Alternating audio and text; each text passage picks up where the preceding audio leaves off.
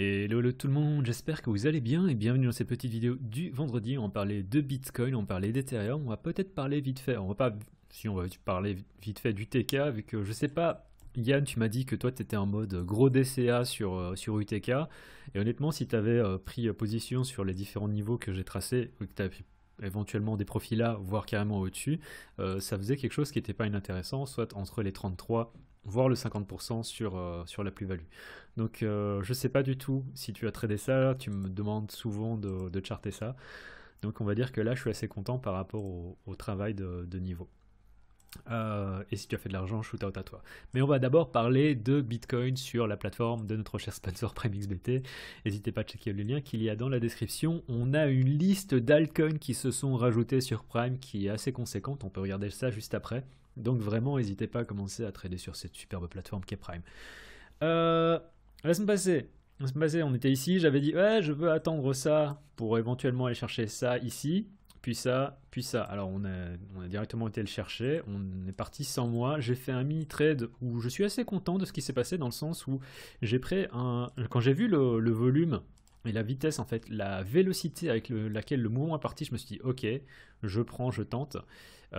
J'ai pris un R sur cette bougie et puis je suis sorti sur la deuxième. Donc ça faisait un trade en tout et pour tout à 1.5 R, ce qui est pas négligeable et ce qui fait plaisir au portefeuille.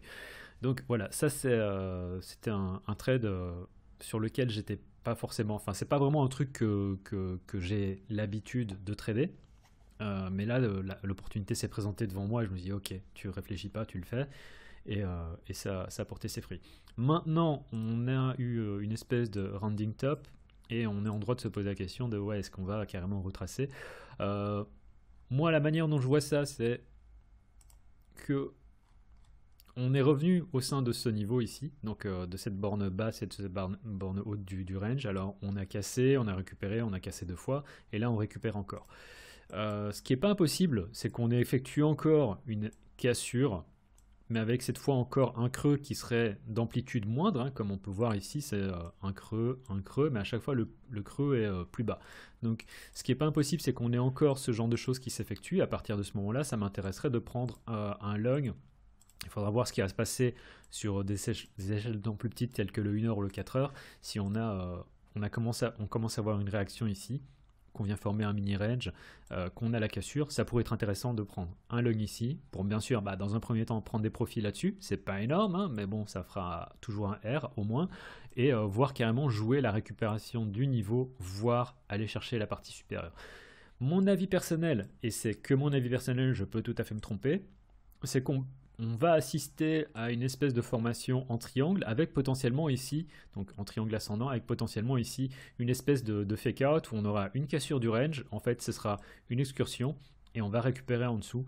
Donc ça, ce sera une espèce de trappe où les gens vont se dire ah putain, qu'est-ce qu'on est con, enfin je me suis fait encore avoir.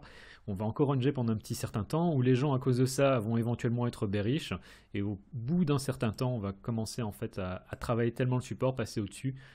Travailler cette zone aussi de liquidité, qui est pour moi une zone importante, c'est l'ouverture de l'année. C'est une zone de liquidité qui est autant visible en hebdo et voire même en mensuel, donc c'est pas une petite zone et je suis assez intéressé de voir comment est-ce que ça va se travailler ici. Mais à mon avis ça va être très lent, à mon avis on va pas avoir une espèce de gigapump qui va aller à 50K tout de suite, mais c'est ce qui me semblerait intéressant. Voilà, donc un retest des 39, ça m'intéresse. Et si on commence aussi à nouveau à retrader en dessous, j'attendrai qu'on récupère à nouveau le niveau des 39. C'est-à-dire que si maintenant on revient à nouveau au sein de cette consolidation ici, donc entre les lignes jaunes, ce que je veux voir, c'est que si on revient en dessous, je veux attendre qu'on repasse au-dessus et qu'on fasse une consolidation avec une cassure pour prendre une position. Ce seront des trades avec des espérances de gain assez petites, mais c'est ce que je vois et ça c'est le niveau pivot auquel je suis intéressé pour le moment pour acheter. En dehors de ça, en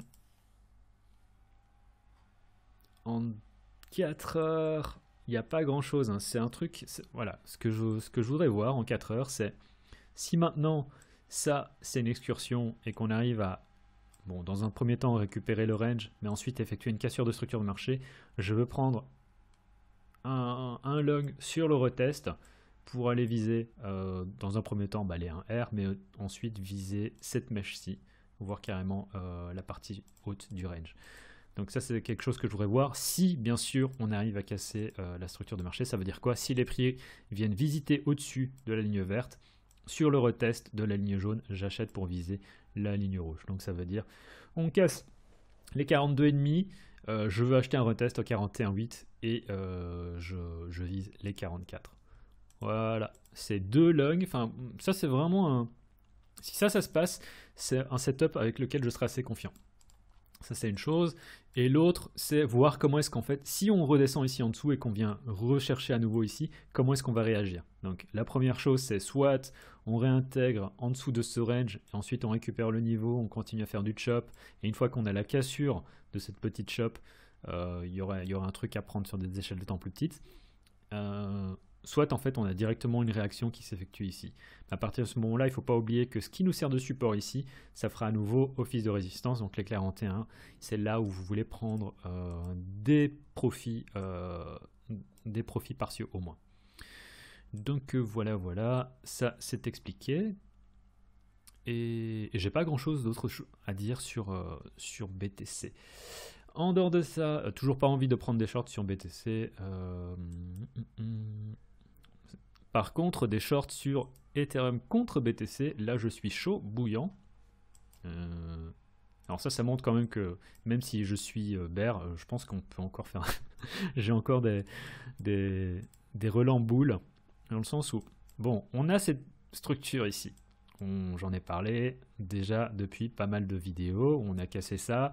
Je vous avais expliqué moi que j'étais déjà en train de prendre des profits ici et ensuite à 76, un truc comme ça.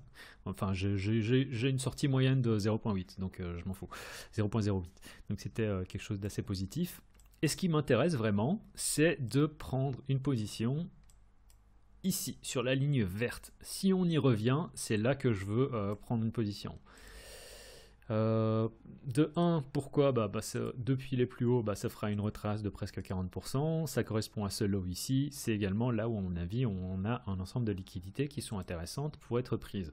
Donc oui, je veux rééchanger du BTC pour acheter de l'ETH. Et à ce niveau-là, j'aurai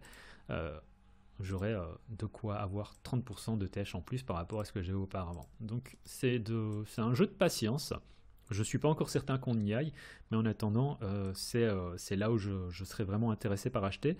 J'avais dit au cours des 2 vidéos précédentes que je commençais à avoir une espèce de « je sais pas si on va pas tenir ce niveau, peut-être qu'on va aller remonter ici ».